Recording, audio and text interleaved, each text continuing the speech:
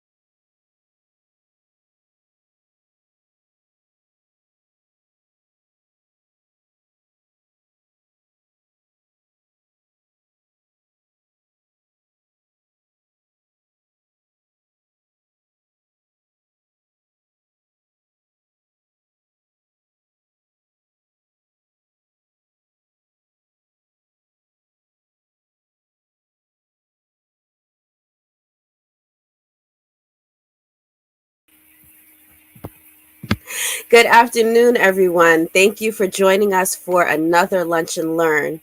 We're so glad to have you join us for this weekly edition of our Lunch and Learn series featuring Shequanda Long. It's my pleasure to introduce her. She's an entrepreneur and woman of many talents. Shequanda Long was born and raised in Harlem, and she went on to receive her bachelor's degree from the University of Buffalo. She is certified in early education and taught for 5 years before launching a series of successful businesses. She's a Deaconess Missionary and homeschooling mother to 2 children. She wears many hats and she excels at them all. Her passion for event planning and consulting, coupled with her unwavering faith, make her an unstoppable force. Get ready to be inspired and empowered by Shequanda Long. Let's bring her to the stage. Hello, good afternoon. Thank you so much, Kim, for that wonderful introduction. When I was listening to it, I was getting tired listening to all the different things. I forget. I'm like, oh my God, yes. You know how you're just on autopilot. You're used to doing it. You do, yes. I forget myself how many hats I wear, but I'm so honored to be here today with Lunch and Learn, Juneteenth NYC. What up? I'm so happy to be here. It's our pleasure to have you. And you got tired listening to it. I got tired reading it. I was like, geez. I was like, I wish I could be like her when I grow up, because I was like, all the things, the homeschooling alone, that took me out, because I remember having to do that for during the pandemic, and I was like, yeah, this they had to go back to school the next year because I was like, I can't. But doing that, juggling businesses, girl, more power to you. Thank you so much. Thank you. You're welcome. So let's jump into the questions. Ty, can you tell us a little bit about yourself and what it was like growing up in Harlem? Yes, so I am an 80s baby. I grew up in Harlem in the 90s. This is pre-gentrified Harlem, pre-gentrified Brooklyn. For those of you who are, NYC natives that are listening, y'all know what I'm talking about. So it was a little rough. I was born in Harlem Hospital. And so a lot of my developmental years were in Harlem. I was back and forth between Brooklyn, actually. I went to elementary in Brooklyn. And then we came back from my junior high school and high school where my parents both stayed until I went to college. So growing up in Harlem, it was rough. There weren't a lot of different outlets for youth. I grew up in the projects, Polo Grounds, right across the street from the Rucker Park. So it was always in Harlem. It was always that dichotomy, right? I think growing up in the city in the 80s and 90s, it was like the city that people saw, knew, on TV, like Home Alone 2. You can literally be midtown and you can be surrounded by millionaires. And then you Mhm. go home and it's survival mode, right? And so what growing up in Harlem taught me was always about resilience, being strong, being actually, taking that wherever I go. So whenever you hear a lot of people, they rep Harlem hard because that's where we grow our resilience. And it was a little rough growing up, but I had a tight knit, supportive community with my friends, my family. And what made the difference for me was exposure. Even though I lived in a certain type of neighborhood, I was being exposed to different things. I went to different, growing up, I was told by my mom, you're going to be on somebody's college campus. I visited college campuses. Me and my friends would have late night talks about just wanting more. And we held each other accountable to that. And so, but it was rough, but it made me who I am today. It gave me that hustler mindset. And I think that's why I can just wear so many different hats, because you just see people doing it every day and not thinking nothing of it. Absolutely. Can you talk a little bit about your transition from Harlem to going to the University of Buffalo, and what was that experience like? Let me just, if I have anybody watching online, shout out to all the UB Bulls. um, so it's oddly enough, coming from New York City, right? Whenever you're from the city and you're going to a smaller city or town, you don't really know what to expect. And so, to be quite frank, I didn't know about the rich African American, specifically African American history that Buffalo had. Whenever we hear about the ancestors, the trailblazers going forward, the Underground Railroad, we always know they went up north. But before them trying to cross the border to Canada, a lot of them ended in Buffalo. And that's really rich here. So when I came here, um, it felt a little bit like home going to UB. There was a lot of city kids that went to UB, that went to Buff State. Buffalo is a college town, we call it. There's like 5 major universities up here. And so it can be yes, it can be very tight knit. And then with that, a lot of them are predominantly, white institutions. So the Black student community is very tight knit. So going to UB, I joined the Black Student Union. And that's where I grew my love for event planning. I was the president of different clubs, and just doing things for the community, in the student body up here. But transitioning was good. Again, I had a very strong support system with the BSU, and then also getting to know the other students of color from other organizations, other universities, and just staying tight knit with people up there. And so because I went to UB, I have that strong connection with Buffalo, with the Black community up here that's very tight knit. And, that came about later on when we experienced the Tops Massacre and everything that happened in the recent years. I'm still very much connected to that. Got you. Yeah, and I can imagine how that must have impacted you. Mm-hmm. As a teacher of early education for 5 years, what do you think is the most important aspect of a child's education, and how do you incorporate that into homeschooling your own children? That's a great question, Kim. For me, I think we have to be very mindful to not project as adults and not superimpose our fears or quote unquote knowledge of the world, our logic. Do not limit children. Going into education, understanding that we all know kids, right? Kids can just their world is so immersive. That's how a kid can be in a pirate game and really think they're pirates. Because Right. it's Yeah. they don't understand the limits that we have. And I would say whenever you're working with kids when they're younger, just keep that going. And so having that understanding, that helps me with my kids homeschooling, because I kept my kids ahead when they were 2. I was like, hey, we're going to sit down and we're going to write our names. They didn't know that a 2-year-old shouldn't be doing that. Right. You know what I mean? And I kept that kind of going. I lean into their interests. Whatever they're excited about, I get excited about. And I kind of let them lead in that way. But I would say when you're working with children, if you're looking to homeschool, don't put any limitations on your children, and you'll be surprised how much they can accomplish. Absolutely. It's amazing what kids are able to pick up, and especially at younger ages. And I think I was similar to you with my children, where I focused a lot on um, their education in their first few years. Like everything we watched on TV was educational. We would sit in the car and I would point out signs and have them tell me what the letters were and what were the colors of things and all of those kinds of things, to the point to when I was enrolling my son in kindergarten and my daughter was 2, I was doing stuff with her in the hallway with the, to keep her occupied while he was doing his testing for placement. And one of the teachers was like, wait, how old is she? And I was like, she's 2. And she was like, oh my gosh, she knows enough to be in first grade.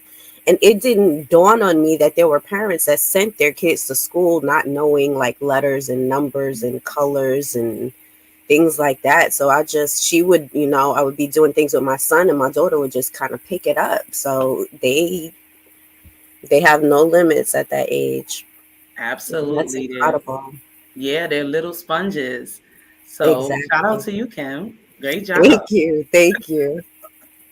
So you started a Juneteenth Festival yourself that you launched in Harlem, and it served nearly 8,000 attendees for the last 3 years. Can you speak on the inspiration and vision behind starting this festival and how it has impacted your community in Harlem? Yes. So now we gotta start it back at Buffalo. So oddly enough, and forgive me for my ignorance, but I did not grow up attending Juneteenth. It wasn't something that was hugely prevalent in my community in Harlem. And even with Juneteenth NYC being in Brooklyn for a number of years, in the past, it could have been very segmented. We didn't always get the support we needed, for promotion and things like that. So what was happening in Brooklyn, we didn't know about it. And so when I attended the University of Buffalo, I had my friend, my good friend Stephanie. She's a Buffalo native. She said, "Come to Juneteenth with me." It was one of the few times I stayed after May. I stayed up for the summer. And it was a number of my friends doing community service at this Juneteenth that I didn't know what it was. And it blew my mind. Buffalo has been having a Juneteenth since the mid 60s. And when I say it is huge, it is huge. It's only one, so it's very central to Buffalo. There's a huge parade. they shut down the city for that weekend. And just to go and experience my people together, just celebrating them. I said, this is incredible. And years later, I had a good girlfriend of mine. She called me and she said, you ever heard of something called Juneteenth? I said, actually, I have. And we've been friends since we were 11. So she's a Harlem girl too. And my friend Lanisha, and we kind of just joked about it. Like, girl, we should start one in Harlem. We need to bring this home. All right, bye. Speak to you later. And that thought just kept swirling around in my mind. And so 2020, I called up that same friend and said, we're going to do this. And by then I had, my network of people who were in Buffalo, college friends and family that I created my board.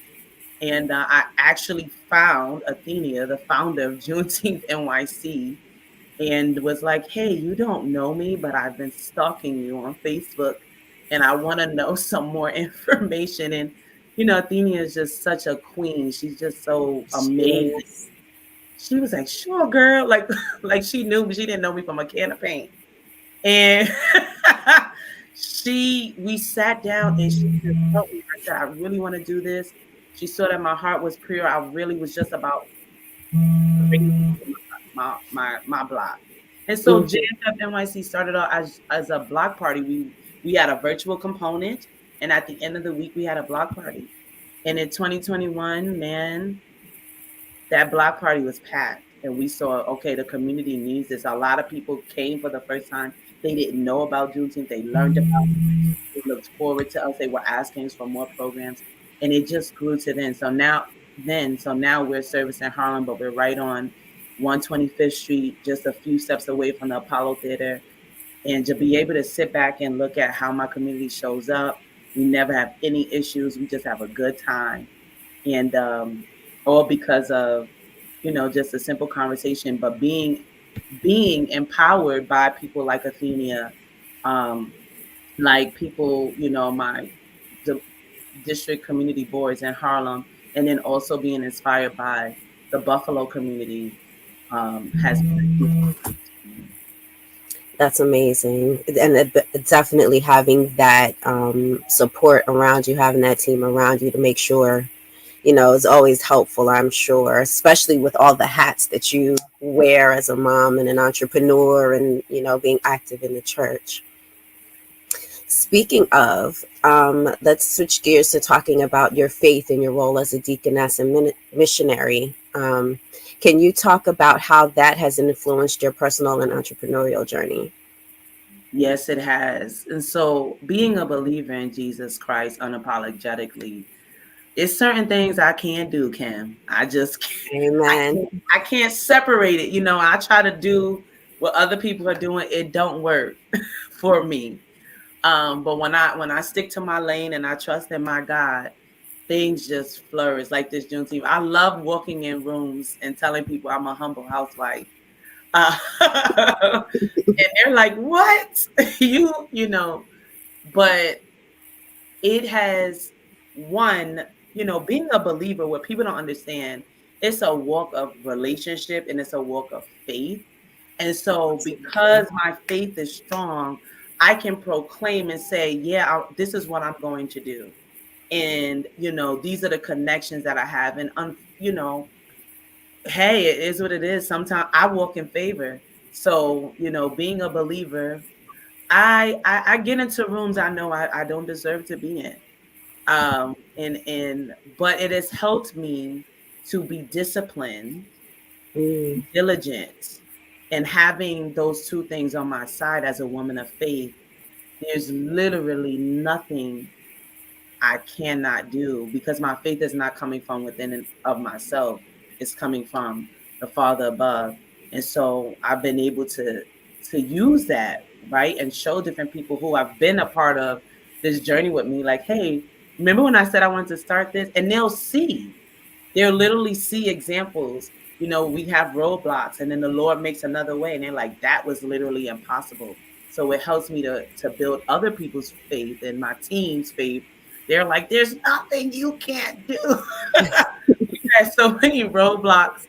And, you know, I just remind them it's God doing it because he really wants us to have that platform to bring resources to the community. This, for me, Juneteenth serves as an outreach ministry. I don't call it that, but that's essentially what it is. I'm reaching my community. I'm providing them with resources. I'm providing them with things that they need. At the same time, I'm giving them a little bit of what they want, entertainment and things like that. But having faith in God and reading the Bible and being a missionary has taught me those two things: discipline and diligence. I love that. And I'm noticing like a recurring theme of like no limits, not having limits in God, not having limits as children. So I'm like catching that kind of coming up throughout our conversation. Mm. So can you talk about your experience as an entrepreneur and what challenges you faced and how you've overcome those challenges? Okay, so I faced many challenges. And I have to tell you something. My entrepreneur journey started years ago in an MLM company, like most of us. Whether you was in Mary Kay, Avon, you did that knife company that everybody did. Yeah, we've all done one or two. I started out with prepaid legal or legal shield, which I still use today, which is kind of like, it's a legal insurance. That was my first introduction to entrepreneurship. And I tell you this, it walked hand in hand with my faith, because being in an MLM, you're going to learn how to be diligent, how to be disciplined. You're going to also know how to face rejection. And the thing about being an entrepreneur, because we're in that era right now, everybody wants to be an entrepreneur, which I love. I think everybody can have their own side hustle. We're talking about hustling, right? Absolutely. I think everybody can have their own, especially in this day and age. You should have more than one source of income, honestly, truly. But what makes or break a person is, what do you do in the face of adversity? That's another thing that I learned through faith, being a piece of the cloth. You learn how to face adversity. Are you going to give up, or you're going to push through? And once you decide to push through, it gets easier and easier. So that's why I've been able to start different ventures. I've had other things that I've started and were not successful at, but because of my resilience, because of my discipline, because of my diligence, I keep going. And so that's why I can, it seems like overnight you pop up and do a Juneteenth, but I've had years of knowing how to just face adversity. So when I started Juneteenth, right, I told my inner crew, they were like, yes, and we got a board. Then it came time to get other people involved. What do you do when you tell other people your vision and they're like, I believe it when I see it. I'll come, let me know when it is. I'll come through, see how your little event going. And I had a lot of that in the beginning, but I didn't let that stop me. I didn't let that persuade me. Again, I knew what the Lord had showed me. I had the vision very clear, and I communicated that with my board. And my board caught a hold of the vision, and we just were nonstop. We would face obstacle, keep going, obstacle, push through. Here's a block, pivot. You learn how to pivot. And so that's been my journey with entrepreneurship, is just going. And so now here I am today. I have my two nonprofits. I have JFF NYC, Juneteenth Fest NYC. But I'm also building another nonprofit, a ministry from the ground up called the Encouragement Circle, which is a women's ministry for women ages 20 through 45. And I started a Teacher Tidbits. It's a YouTube channel. It's just where I videotape what I'm already doing. So it's not that hard of a. That's big. Don't downplay that at all. That's still big. Like, a lot of people are doing big things via YouTube. So yes. Hey, right. You're right. I don't want to downplay it. But I'm able to say that and believe that I can do these things because My story in entrepreneurship is just learning how to pivot. Mhm. And I will say this to entrepreneurs: don't be afraid to stop or change. Maybe you started something and it isn't working out for you. Pivot, start something else. Doesn't mean that, maybe it was just that one thing.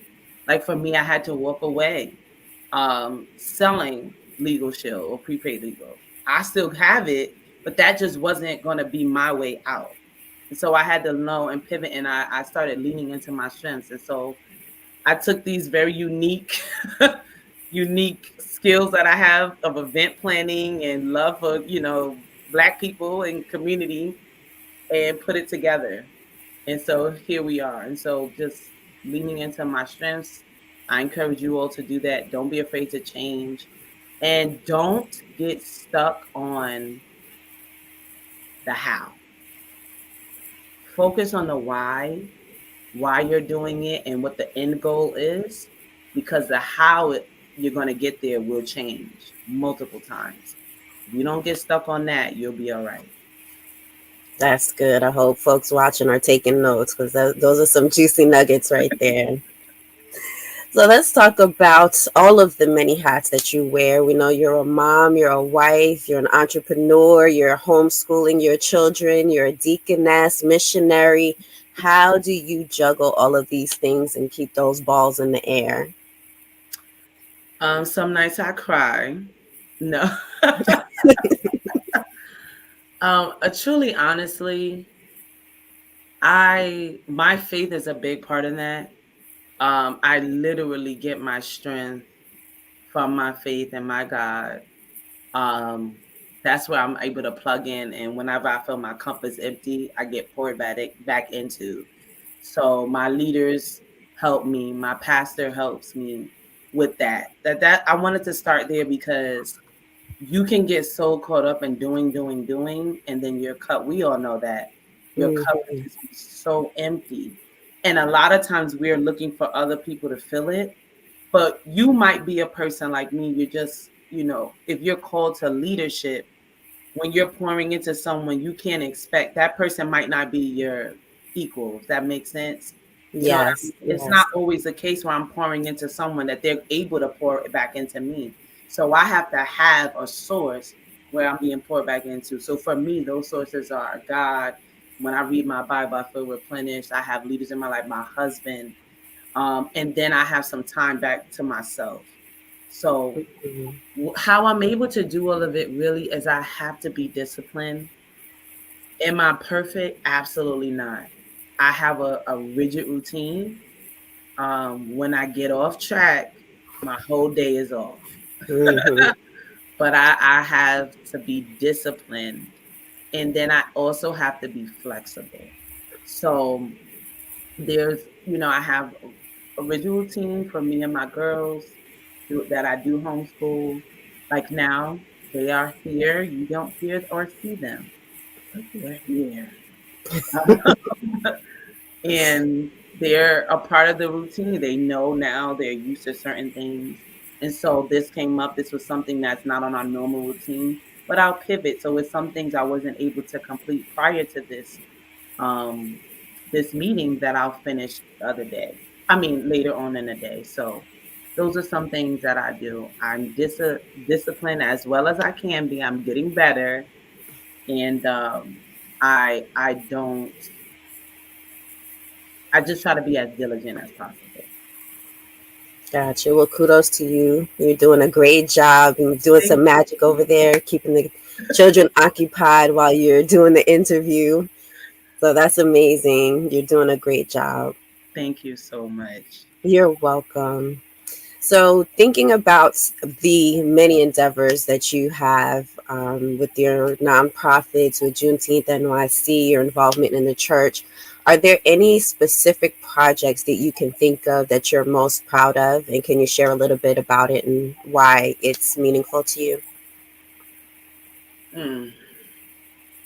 Yes. Well, obviously, Juneteenth is very meaningful, but that's on a larger scale. My most meaningful events I do will have to be in outreach ministry. So, like, we had a community day up here, up for my church. And just being able to, we weren't asking for anything from the community, just come. We gave out some free resources, some free food, and we introduced ourselves to people that, this was open to the community. So these were not people who attended our church, if that makes sense. So that was very meaningful. And then what I do with the encouragement circle, specifically tapping into that age group, women, ages 20 through 45, I have been so fulfilled being able to pour into these young women. And I say young loosely, I'm not that old. But I didn't realize how many, young adult women, they don't have that. Now I'm blessed because I'm surrounded by women who, like Athena, like I said, I just have women who are my age, older, they're constantly pouring in. And I was shocked at how many young women don't have that. How many young women have some, a lot of estranged relationships with their mom. I'm one of them that, struggle with different family dynamics and just need some positive encouragement from other women, right? Being in a circle where it's like, we're women, but we're not catty. You don't feel like you're being competition. It's just they've never experienced that. And so being able to pour into women like that, we meet up every bi-weekly. We have video chats like this. And being able to put that has been so.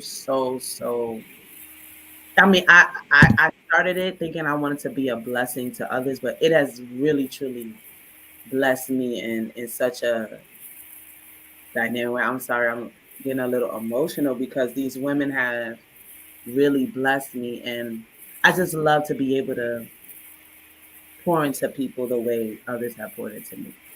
Absolutely. They say we're blessed to be a blessing. And so what you're pouring out, you're receiving back. So it's amazing what you're doing. So kudos to you again for, the work that you're doing in the community as well. What advice would you give to someone that's interested in starting out as an entrepreneur or looking to launch their own nonprofit organization? I would say the first thing to do is prep. Sit down and write down everything that you think could be possibly perfect with starting an organization or a company. And then on the opposite side, sit down and write everything that could possibly go wrong with starting your own company, not-for-profit or for-profit. And then look at both lists and prepare for them both. There's nothing wrong with being prepared. But I will say, be prepared. Don't look for perfection. Some people hide behind the guise of, oh, I'm just preparing, and they never start. Because what they're really looking for is perfection. No. You want to be prepared. Like when I started JFF NYC, Juneteenth Festival NYC, I prepared. My preparation was, I knew I needed to get a board. I knew I couldn't do it by myself. And I had a vision and a mission statement. That was it. When we got together, we figured out things together. My team would tell you when we first started, I might have been one step ahead because I was like prepping for our meetings and things like that. But I would encourage anyone looking or aspiring to be an entrepreneur, and maybe you're a solopreneur, maybe what you're doing doesn't require to have a board or anyone else to start. I understand that too. Doing my teacher tidbits on my YouTube is just me, which I have to get used to because I don't have anybody to boss around. So it's just me and that camera. So that's different for me. But it doesn't have to be perfect. Do some prep and then start. And I promise you that once you start, you get into it, you'll learn as you go. Because there's some things you're just not going to know until you start. There's some things I would have never known. Oh, I need this if I didn't start. Right. And once you start, you'll then get connected to the people you need to be connected to. So I encourage you to start. I implore you to start, but focus on being prepared and not perfect. Again, another gem. I hope people are taking notes. This is amazing. So, looking forward to the future, what projects or goals do you have in mind for yourself and your business? Okay. A goal for me is to not start anything else. I don't want to start anything else. I want to perfect what I already have. And I want to make sure I'm consistent. That's a goal of mine, is to be consistent. And so the more that I do something, the better I will get. And so I have the three things I'm focusing on, right? My ministry, the encouragement circle, my teacher tidbits, and then Juneteenth Freedom Fest NYC. And so I don't want to start anything else. I want to be consistent. I want to perfect that. I want to make sure I'm putting aside more time for myself this year. But some of the things that I am working on for each of my businesses, they're all including in consistency. We're looking to grow out JFF NYC, where we're doing more things throughout the year, making sure our family day is bigger and better, a better experience for our attendees. For the encouragement circle, we're continuing to meet. Our community is growing, our online community, but we're actually going to be doing our first women's conference in 2024. Amazing. Yes, we're preparing for that. And then with teacher tidbits, I'm just looking to just be consistent, putting up my videos and making sure that I'm just growing the content. So those are the things I have. Awesome. All great goals, and I'm sure you will achieve them with your discipline and dedication. Thank you. So, lastly, what does success mean to you personally and professionally, and how do you strive to achieve it? Well, I read a book, I believe it was by Earl Nightingale, and he had one of the most profound definitions of success that I had ever heard, and it's something that I stand by. He said, success is when someone intentionally sets out to do something and does it. So if I set out to be a school teacher and I do that, I'm successful. If I set out to be a good wife and mother and I do that, I'm successful. So for me, success is not measured by any type of monetary standpoint. I have set out to intentionally be a person who is going to influence her generation, who's going to impact her community, who is going to leave places better than when she came.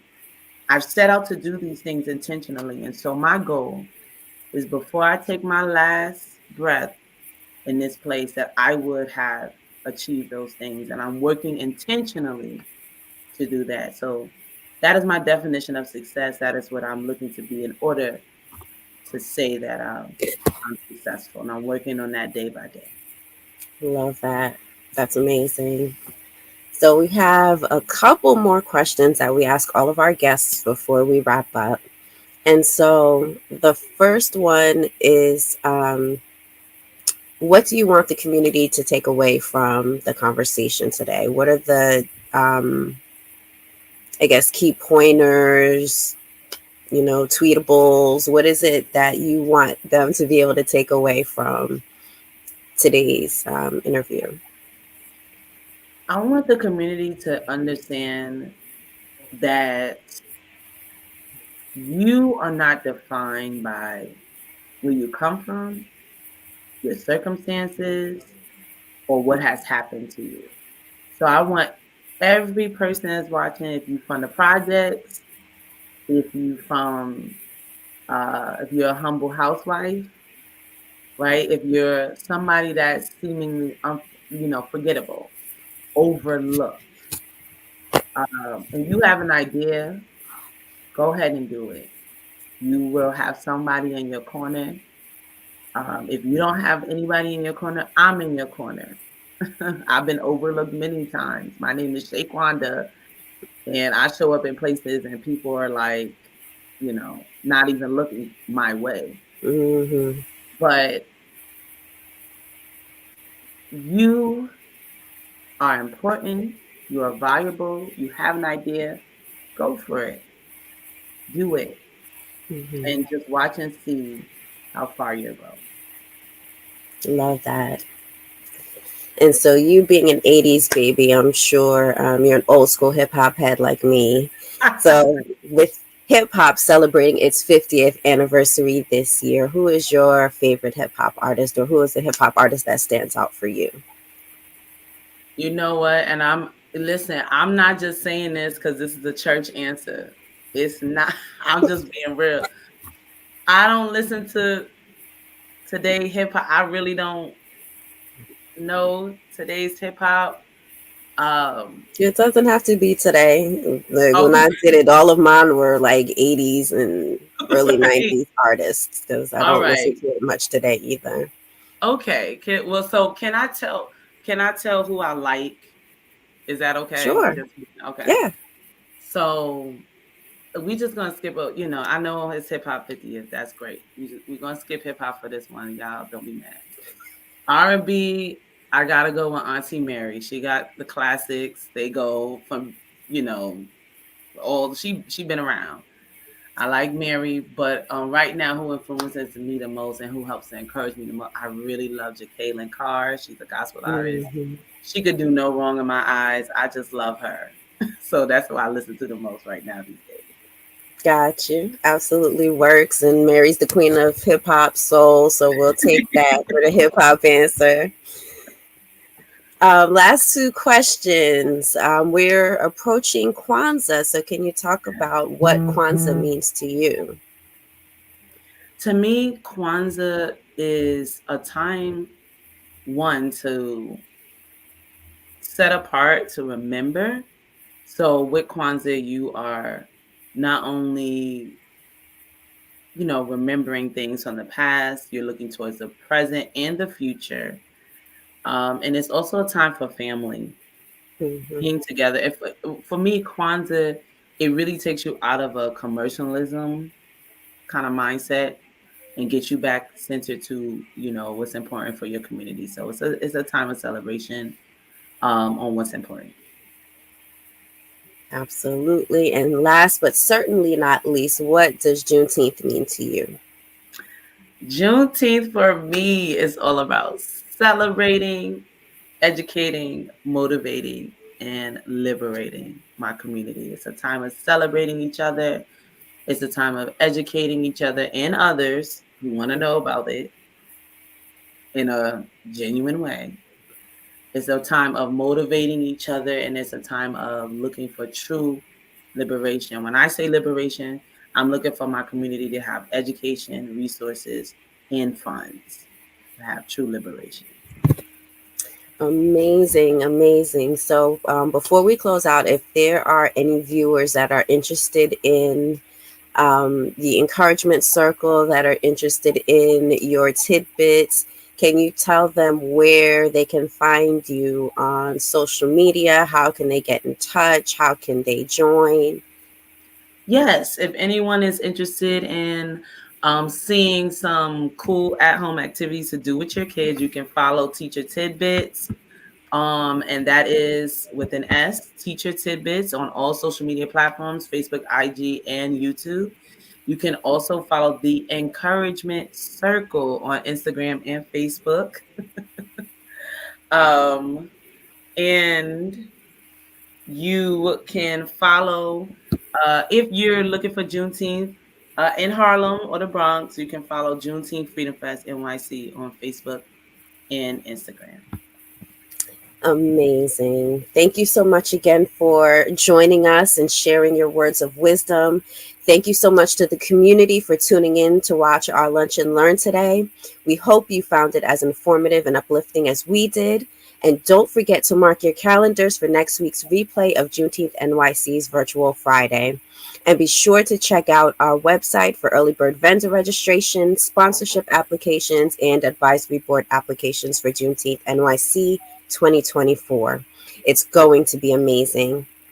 And while you're at it, make sure to like, share, and subscribe to Juneteenth NYC's YouTube channel and follow us on social media. Let's keep this incredible conversation going by keeping in touch on our socials. Until next time, take care, everyone. Bye-bye. Bye-bye.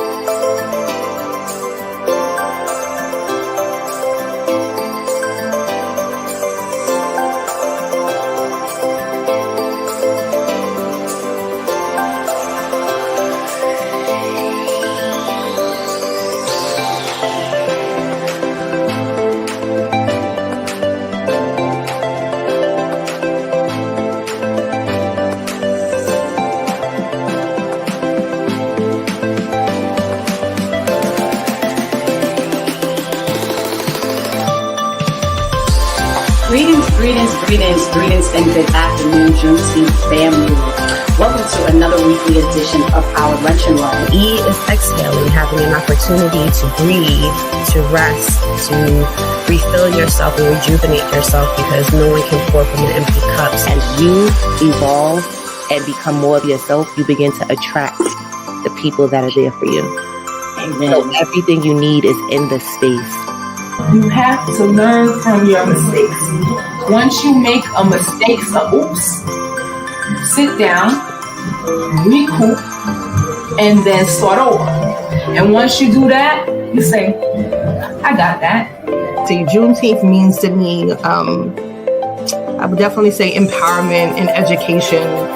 When I experienced it, it's like just coming together and, being a part of something bigger than myself, And A new start, starting a new chapter, opportunity, new beginnings.